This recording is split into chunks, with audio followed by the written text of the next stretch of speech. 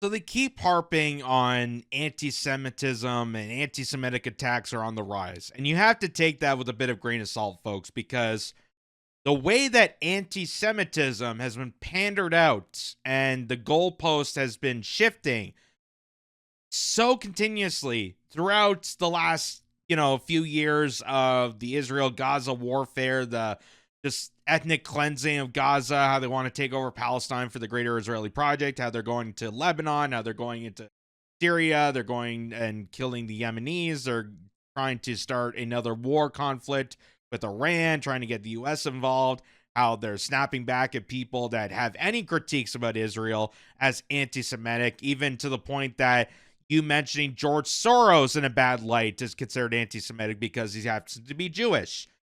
You have to take all this with a grain of salt because the goalpost of what is considered an anti-Semitic crime has shifted tremendously.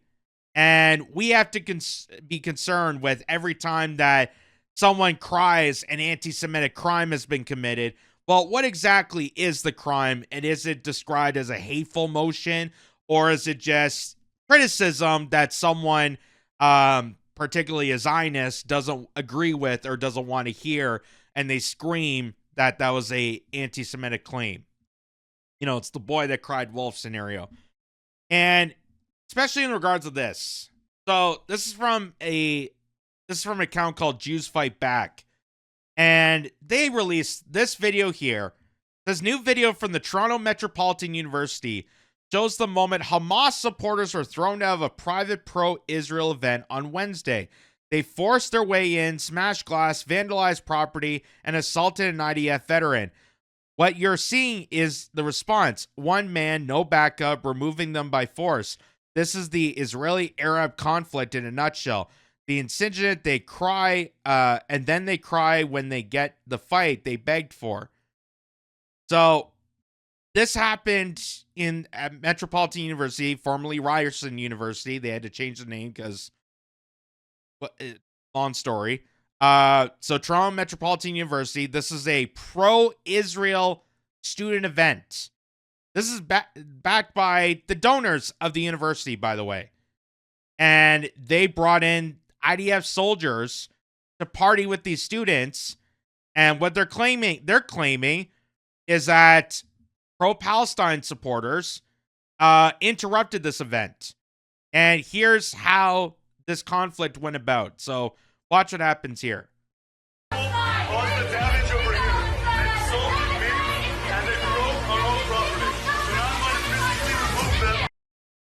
So this guy here is saying, they stormed in, they assaulted me, they're damaging property. So now it's my duty to step in. Again, you have to take this with a grain of salt because he doesn't look like he's assaulted.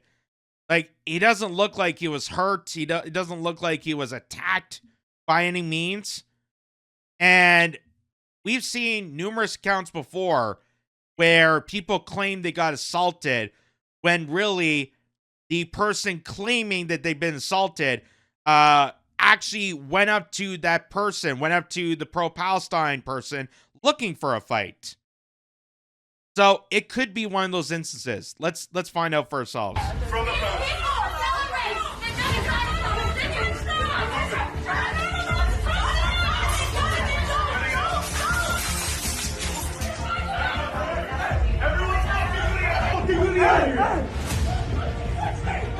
So he's got like 5 or 6 people shoving them out of the room. You could hear that there's broken glass. Again, it's hard to tell exactly what happened because they didn't show any footage of them actually breaking the glass or them coming in. So who knows exactly what happened here. But there's a guy there, claimed he got assaulted, claimed that they're doing property damage, claiming all this stuff. Oh, I thought that was a fire for a second. I was concerned. It looked like the corner there was a fire erupting, but I guess that's the way the light was shining. And he's pushing them out of the dormitories here.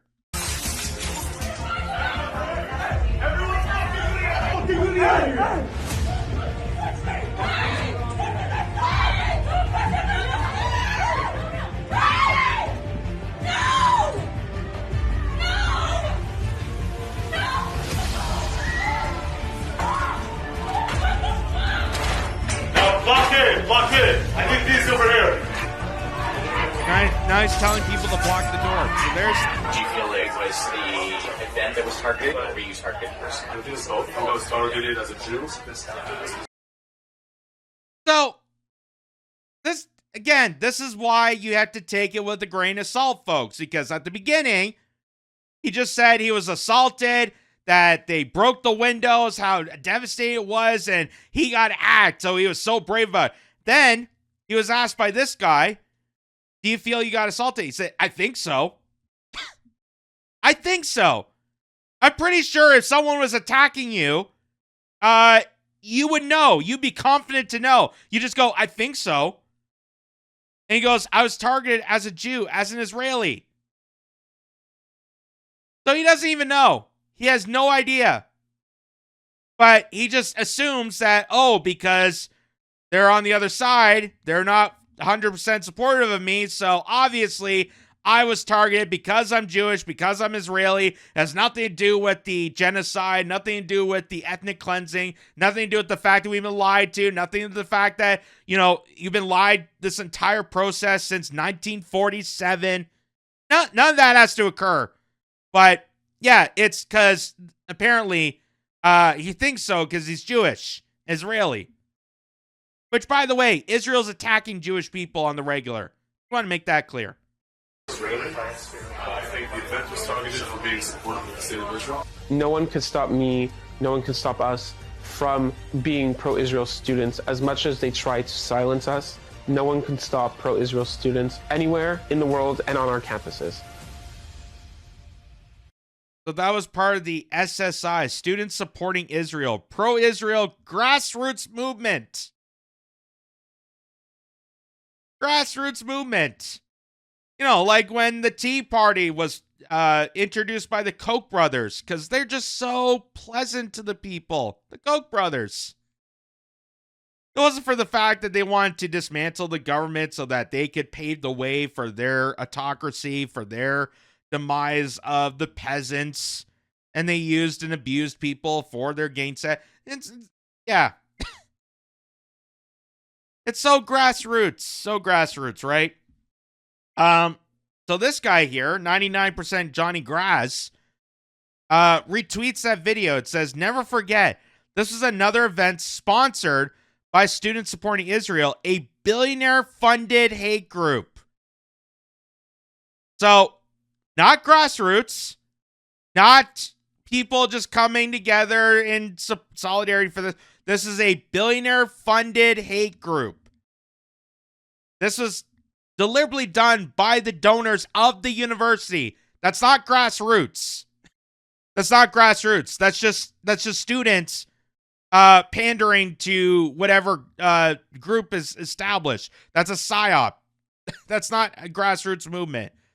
Notorious for staging these provocations across North America and the world. SSI's stated goal is to use war criminals to incite protesters, then scream anti-Semitism afterwards. Their events have titles like Combat on Campus and Triggered the Tour. They want these protests. They've already planned a violent response to once again inflame bloodlust in their drooling supporters. So this is all targeted. This is all purposely done. And they knew that bringing in these IDF soldiers, the IDF that is complicit in war crimes, they know that bringing them in is going to cause a ruckus, which then they can blame the protesters for starting the violence, for being aggressive, and they can look at and make it appear as they are the victims, even though they intentionally did this. And this is what I've been saying. You have to take it with a grain of salt every time a scream of anti-Semitism comes about, because they change the goalposts so frequently to allow for these psyops, for these fake phony events, for the stage demonstrations here to occur, to make themselves feel like the victim, so that their support grows inorganically. Because this is not organic. This is not a grassroots movement. This is a billionaire-funded hate group that's purposely causing these ruckuses to occur to make themselves look like the victim. And as I state even in the video, when you say, I think so I got assaulted, that's kind of a warning sign. That kind of diminishes your, oh my God, there was an anti-Semitic attack. I think so. Kind of ruins that. And this is nothing new. Nothing new. I think we've shown this before, but here's Nick Cruz pointing this out, saying, why do Zionists constantly have to fake anti-Semitic incidents? If anti-Semitism was on the rise, there would be no reason to do this. Exactly. That's why they're doing this. And as I stated before, they keep claiming that anti-Semitism is on the rise, that there's so many people that are against Jewish people, and there's so much hatred towards the Jewish communities. But not once have I ever seen a police record exposing it. Not once have I ever seen a police record highlighting a rise of anti-Semitism. Not once. Maybe because all the claimed anti-Semitic attacks were purposely done. There were false flags to stir this chaos. And we know that Zionists do this purposely. They constantly do this. They've been doing this since the formation of Israel. That's why it keeps Israel afloat. That's why they keep having a cause to keep Israel in preservation. By doing this, they need anti-Semitism. They thrive on anti-Semitism. Because without it, there would not be a need for Zionism. That's why they're doing this. These are all false flags here. I could show you some of them here. Look at this. Anti-Semitic attack on Jewish-owned restaurant is another hate crime hoax, cop says.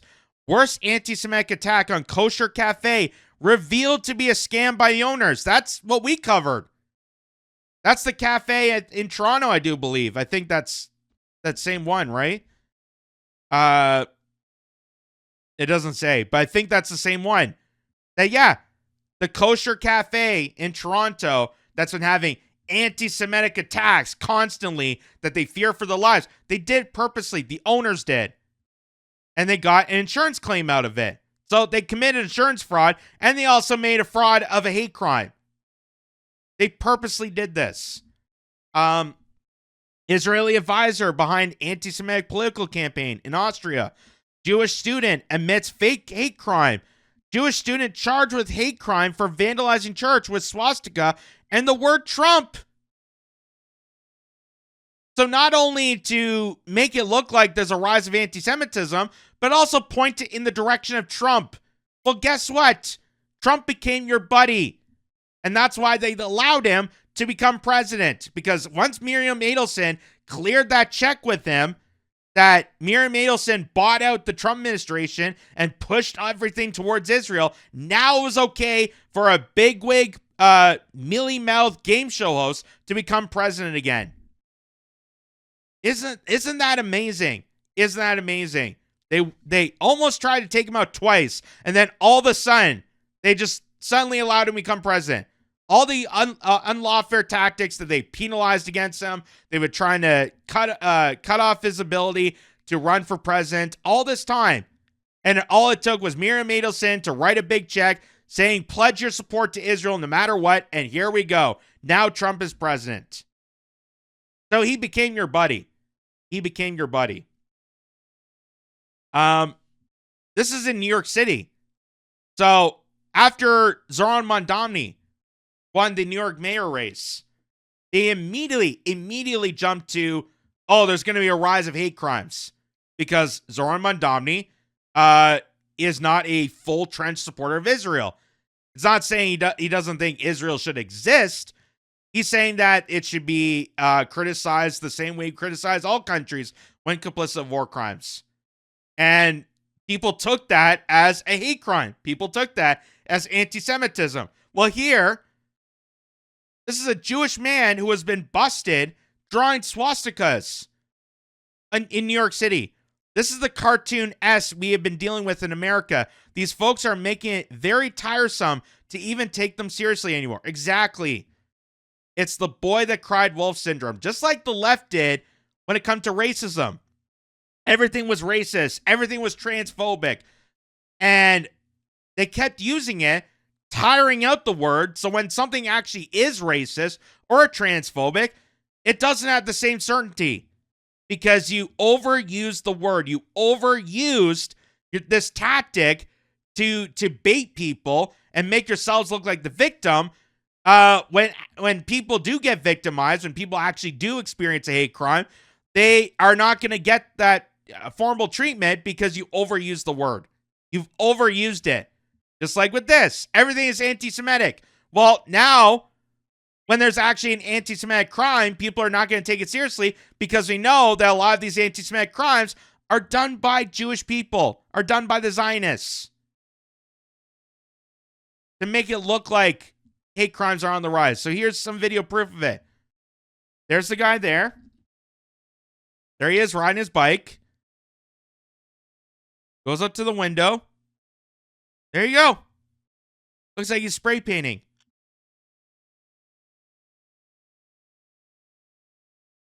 And then takes his bike away. And he does it all down the street here. Look at, there's another one. As if they wouldn't know.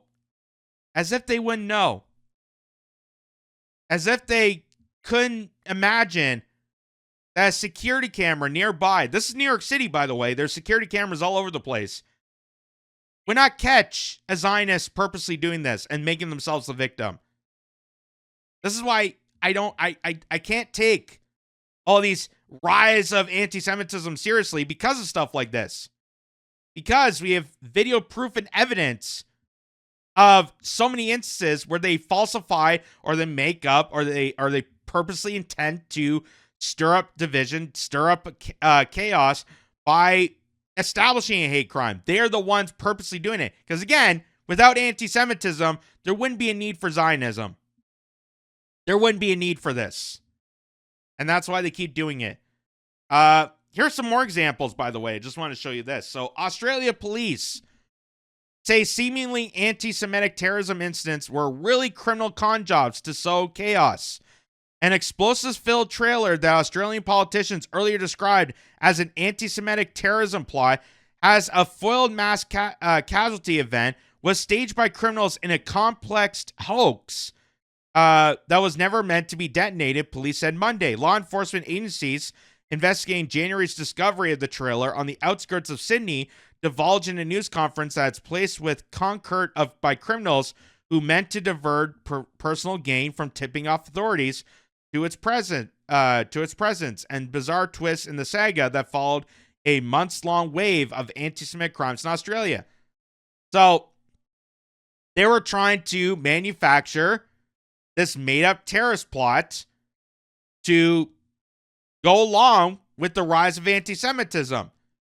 And I'm sure that maybe Hasbro, maybe the Netanyahu establishment knew about this or coordinate with it so that they can get sympathy from Australians because of this.